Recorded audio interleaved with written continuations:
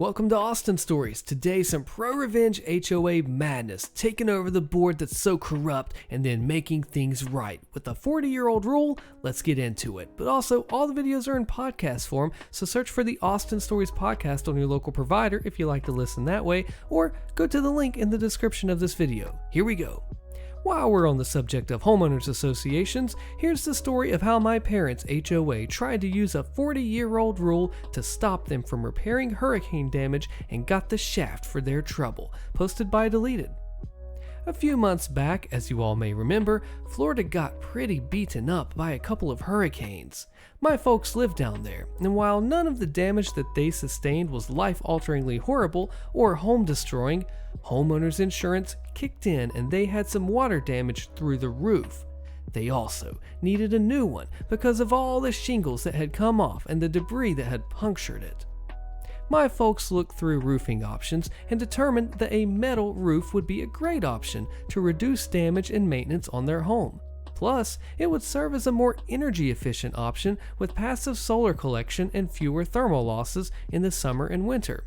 It is more expensive, but my dad was basically r/personal finance incarnate when I was growing up, and he's in his 60s and he's finally concluded that he has FU money so long as that community is concerned, so the roof was a good investment. It looked like a win-win-win with that roof. Then, they reviewed the HOA and saw that, as of 1989, metal roofs are prohibited in the neighborhood, subject to fines and mandatory removal. Reviewing the bylaw further showed that it was clearly referring to older, crappier tin roofs, not a proper metal one like today's market provides, which looks great and has all of those other benefits.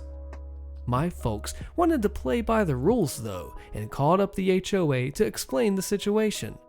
HOA was friendly and said that they would be looking into that bylaw and that my folks weren't the only ones who requested that they be allowed to have a metal roof. My parents couldn't get a roofing contractor in a few months anyway. There was too much demand since everyone else's roof got wrecked, so they waited a few weeks and got nothing new out of the HOA. Tried again a few weeks later. Nothing. After about 2 months of this, they said screw it and started construction on the metal roof. Popular opinion in the neighborhood was on their side, and the roof was covered with a tarp that wouldn't last forever. The new roof got installed over the course of a few days, and then we found out the HOA's crappiness. The neighborhood has a nice brick sign out front that says, "Welcome to neighborhood name." It's very classy, very nice, and was very damaged in a hurricane.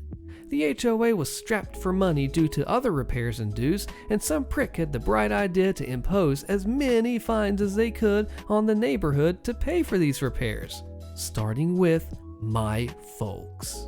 They served my folks with a letter claiming that they were in violation of the HOA and demanded a $25,000 fine and that they remove it, which is, of course, absurd. My poor mother is very much a play-by-the-rules sort, and she was worried sick. Dad's ex-Navy and a contract negotiator. He essentially checked his 60-year-old knuckles and said, "Oh, you little jerks want to play, do ya?" So they set about researching and making some calls. Poor mom kept waking up at 1 a.m., unable to sleep, and I felt terrible for her as she went through this. But then they had a breakthrough. A few weeks after being served, I'm fuzzy on the timeline since I don't live in Florida, it may have been less, there was essentially a burn them at the stake meeting of the HOA, where my parents could defend themselves for an absurdly short amount of time, and the HOA could rip into them for daring to defy their wrath. So my mom, because she's more social and has a better temper than Dad, she comes up to speak and lets the HOA know that they can't do this. HOA smirks and says, they sure can. They have a 40-year-old statute saying that they can. Mom says, "You do, but I have state law on my side which supersedes your statute." Turns out there's a law in Florida stating that an HOA, or well, really any regulation, cannot be used to prevent an eco-friendly improvement from taking place on anyone's private property. And wouldn't you know it, the passive solar system of the metal roof counts as an eco-friendly improvement. Turns out, the roofing contractors have dealt with similar stuff before. When Dad mentioned what was going on to them, the contracting officer pulled out a few letters of accreditation and a few past cases where the court had determined that their product was eco-friendly and forced the HOA to pay all legal fees.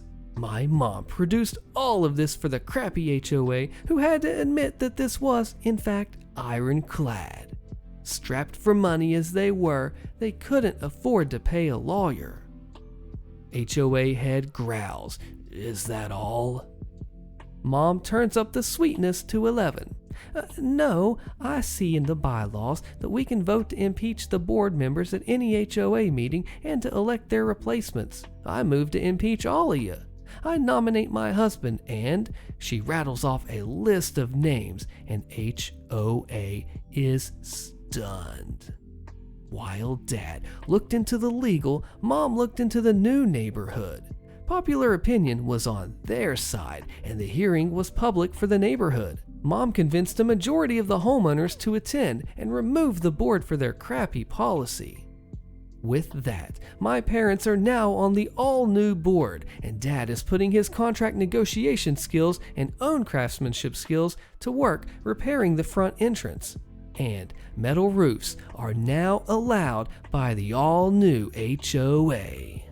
Just when the HOA thinks they had it, they thought they were smart, reaching back 40 years into the past, which is not that long, mind you, I'm only in my mid-30s, and then they're like, "Oh no, you can't do this, we have this rule." Well, they go to the state, which overrules that HOA. They say, "No, you can't do that." HOA's like, and then of course, they step in, and all this without a lawyer. They did their due diligence on their own, saved that money that they would not be able to have the lawyer with, and then not only impacted their home, fixed their situation, came out the winner, but changed the HOA board, getting rid of everyone and bringing themselves and all the good people on there, thereby not only helping themselves, but the entire neighborhood at its core and total future of it, with a good guy HOA that has the best interest of all the neighbors, every one of them, in mind. Way to go, OP, and Mom and Dad.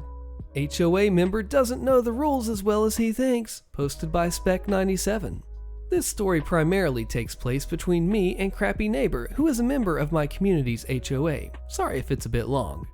As a bit of background, me and my 3 roommates moved into a housing community that's basically just a bunch of cookie-cutter townhomes.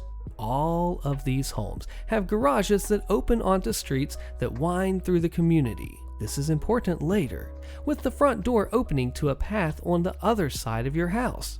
There are also some free parking spots on the edge of the community where there are no houses. When we first moved in, we quickly found out that parking could be a bit of a pain during the day, especially when people had guests during the weekend. Now my roommates and I, we admittedly have more cars than the average family. Because we usually have to commute for work, we each have one. We try to make parking easier by using the garage, but we all have tons of sporting equipment, so we can only usually get one car in the garage. When all the parking in the free spots is full, we just park our cars right up against the garage and leave them there during the day or overnight. We'd seen other neighbors do it, and it still left ample room for people driving on the street to get by. Well, one day, Crappy Neighbor came up while my roommates and I are in the garage organizing some stuff and tells us that we can't park there overnight as it's against community rules. Before we had a chance to respond, he added, "And if you do it again, I will personally make sure you're towed."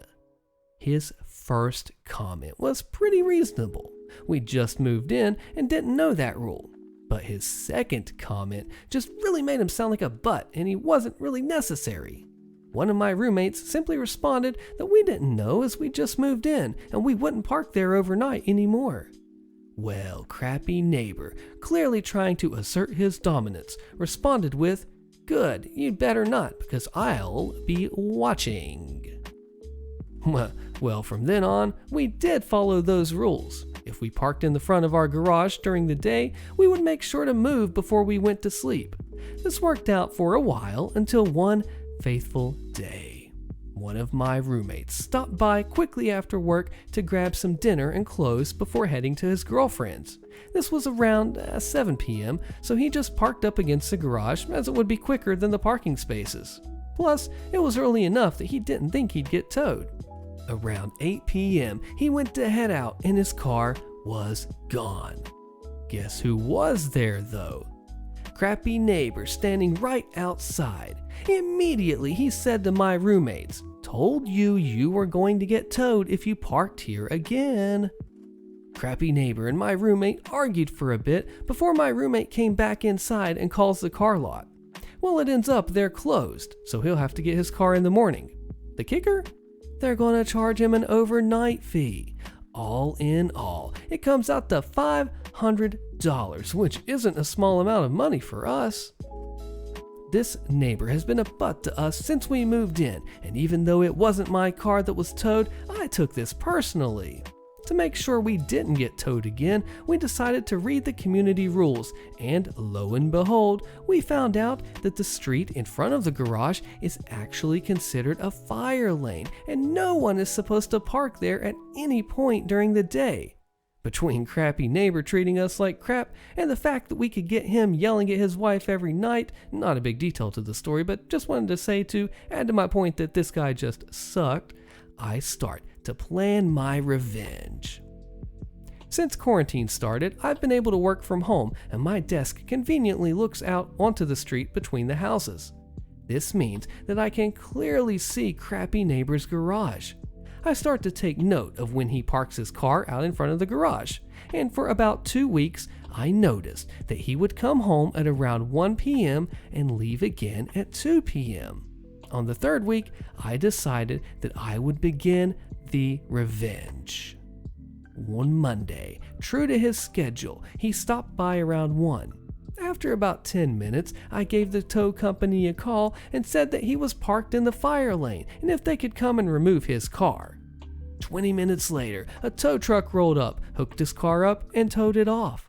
About 15 minutes later, crappy neighbor came out and I could hear him start to yell back into his house, presumably at his wife.